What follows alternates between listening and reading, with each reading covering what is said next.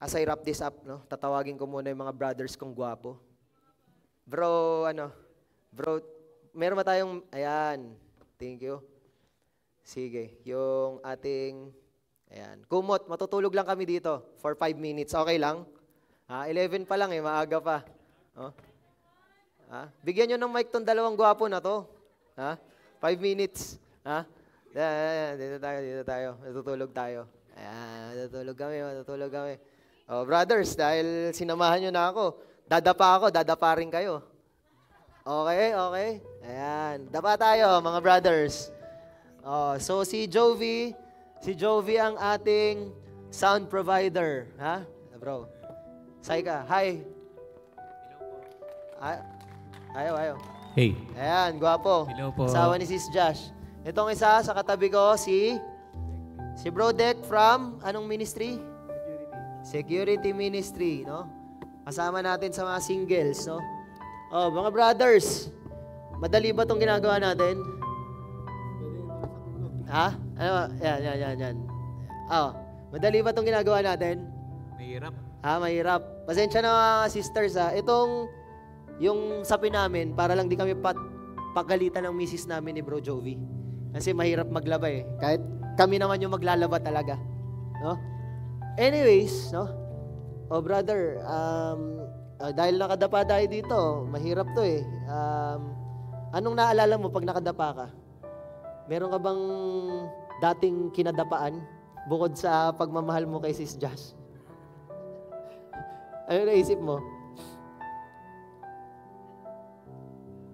Yung mga, Sige. mga problema. Nadapa. Problema na kinadapaan. Ikaw, Bro Dek, ano ang mga naisip mo? Pinadapa ka ng tatay mo. Mahirap, no? Mukha ba madali yung ginagawa namin? Mahirap. Hirap kumita ng pera. Ako, brothers, meron akong isang kaso, grabe, just this recently. Hindi ko alam kung saan ako pupunta. Hindi ko masolusyonan. Parang nakakaasar. I feel so stuck with that case. Hindi ko alam. Kayo ba? Meron ba kayong mga ganong bad trip? Yung pinag-isipan mo naman ng ng matindi, pero parang wala kang magawa. Meron ka ba ganon, Dek? Ano sabi ni Bro Dek?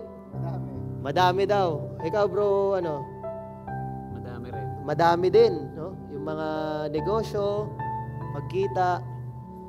Anyways, brothers and sisters, hindi ko pahabain to kasi mahirap talaga Si Nick Vujicic, no? Yung pinakita ni Bro RC last week, no? Yung pinanganak na walang kamay at paa. Yun yung gusto naming ma-imagine nyo ngayon. Bro, may kamay at paa ka naman, no? Meron pa. Ikaw, bro? Meron din, bro. Meron, no? Pero ngayon, iisipin natin na wala tayong kamay at paa. Wala tayong kamay at paa. Makakatayo kaya tayo? Ikaw, bro? Pwedeng subukan. Bro, ikaw yung matapang. Subukan mo ang tumayo. Kunyari, wala kang kamay at paa. Hindi kaya. Ikaw, bro? May naisip ako, bro. Sige. Subukan mo. Teka. May paupo lang ba o tayo? Wala kang kamay at paa. Basta, pwede kang umupo kung kaya mo. Subukan ko. Subukan mo.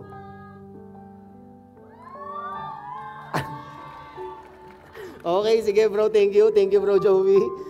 Thank you, pinagbigyan. Sige bro, pwede ka na. Absuelto ka na, nakatayo ka na Sige, thank you, Bro Jovi. Palakpan natin si Bro Jovi. Bro Dek, anong gagawin natin? Wala tayong kamay at paa, paano tayo tatayo? Gagayahin mo si Bro Jovi, sige. Sige, gayahin mo. Ayun, grabe, galing. Sige bro, absuelto ka na rin. Thank you, palakpakan natin si Bro Dek. Paano kaya ako? Ako na lang mag-isa. Gagayahin ko rin ba sila? Ang hirap kumita. Ano ba to? Anyways, brothers and sisters, no? Hindi ko sila natanong anong pakiramdam na nakadapa eh. Pero mahirap, no? Lalo na pag wala kang kamay at paa. Tapos, ikaw na pumunta ka dito, isipin mo si Nick Vujicic. Wala siyang kamay at paa. Wala siyang kamay at paa. Pero hindi siya sumuko. Hindi siya sumuko dun sa mga kailangan niyang pagdaanan, no? And baka ikaw rin 'yan, no? Yung sabi ni Bro Jovi, matalino si Bro Jovi, naisip niya kagad kung paano. Pero nung una sabi niya, parang ang hirap, hindi yata kaya. No? Hindi yata kaya. Tapos, ito yung isa sa mga malungkot na katotohanan.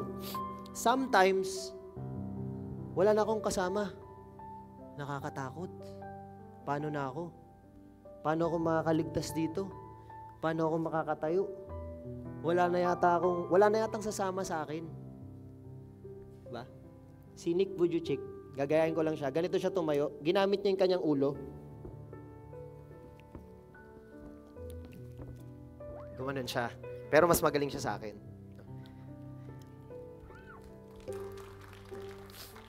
Anyways, brothers and sisters, what's my point in that? Meron kayong mga sa kanya-kanyang pinagdadaanan. No? And sometimes, it's easy for us to give up. No? It's sometimes easy for us to forget how our great God has given a lot of things for us. A great universe full of abundance. No? Ang daling makalimot. Sa mga maikling pagkakataon, no? Ako, na-feel ko yung I'm just facing a wall, no? I'm just facing a dead end. I'm just feeling the ground. And sa mga pagkakataon ng ating buhay, no, nararamdaman natin yan. No? Pinagdadaanan natin yan. We feel like we're stuck in that ground. And kahit na anong gawin natin, hindi ako makamove on. Tapos, nakakalimutan ko si Lord. Sound check. Tapos, ang malungkot, no? Doon sa pinanggalingan natin sa baba, no? The enemy uses that to take our souls. The enemies will make us think that it's really a scarce and fearful world out there. That sometimes, if not most of the times, we fall into that temptation of believing the enemy that it is really a scarce world out there. And that life is not full of abundance. And our God cannot be trusted. No? And so, brothers and sisters, I would just like to point you back to the cross. You just trust in Him. Anything that you are going through right now, no? Always remember that our great God, just like Nick Vujicic, never gave up. He never gave up on you. No? Sa ilang pagkakataon na ikaw ay gustong sumuko, sa lahat ng pagkakataon na gusto mo nang tapusin, no? Ang pinagdadaanan mo. Sabi ni Nick, kahit na siya ay paulit-ulit na sumubok 100 times, no? He will still continue to try even if he fails. Because his status down on the ground will just stay the same if he will decide to end it. No? Kapag siya ay tumigil na sa pagsubok, dun lang matatapos ang kanyang oportunidad para mabago ang kanyang pinagdadaanan. No? And brothers and sisters, it's the same thing with you. It's the same thing with me. No? Sometimes we feel that gusto ko nang matapos. Ang hirap. No? Ang hirap.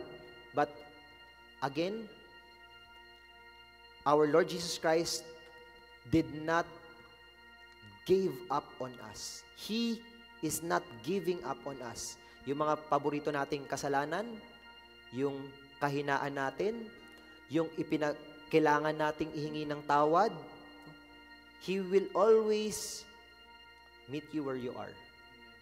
He will always give you the forgiveness that you need.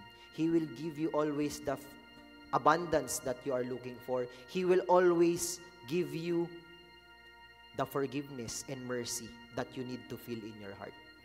Lalapit ka lang sa Kanya. Siya na bumaba, no? Isang hari, hindi kailangan magpakasakit, hindi kailangan magpadura, hindi kailangan ipanganak sa sabsaban, hindi kailangan pumasa ng krus, hindi kailangan latiguhin ng maraming beses, ay nagbigay ng pagkakataon at walang hanggang oportunidad para tayo ay tumanggap, for you to receive, for you to give, for you to share in His glory. Just trust in Him. So brothers and sisters, I invite you with your own reflections, no? Let's stand and let's express our trust to our great God. A God who wants us to live in a life of abundance. A God who will never fail us. A God who has never stopped giving us all the opportunity to give, to share, no? To experience, to participate in His glory. Yun, I don't know if you already feel that, but I've felt that a lot of times already. Yung term, no, na lagi nating inuulit-ulit, liturgy of the Word, liturgy of the Eucharist, I experience that every time. I see that every time, and I'm so grateful to actually feel that, no, participation in the Word and in the Eucharist. Every time I receive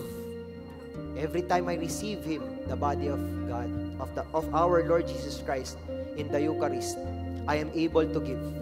No? And so, brothers and sisters, I hope that it will sink in your heart. No? Stop taking, start receiving, and giving, full of your trust, just like Father Abraham. Let's worship the Lord.